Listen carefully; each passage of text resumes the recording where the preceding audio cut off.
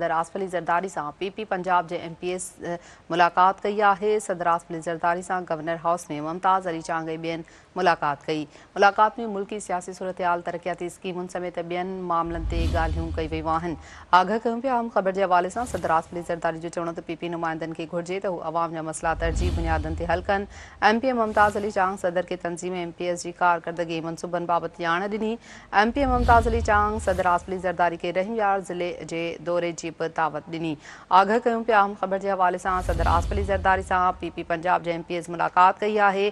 सदर आसिफ अली ज़रदारी सां governor house में मुमताज़ अली चांग ऐं ॿियनि मुलाक़ात कई। मुलाक़ात में मुल्की सियासी सूरतहाल, तरक़ियाती स्कीमुनि समेत ॿियनि मामलनि ते ॻाल्हियूं कई वयूं आहिनि। अहम ख़बर अवां सां शेयर कयूं पिया। अपडेट कंदा हलूं त सदर आसिफ अली ज़रदारी जो चवणो त पीपी नुमाइंदनि खे घुर्जे त हू अवाम जा मसइला तरजीह बुनियादनि ते हल कनि। MPA मुमताज़ अली चांग सदर खे तंज़ीम MPS जी कारकर्दगी मनसूबनि बाबति ॼाण ॾिनी। MPA मुमताज़ अली चांग सदर आसिफ अली ज़रदारी खे रहीमयार ज़िले जे दौरे जी दावत ॾिनी।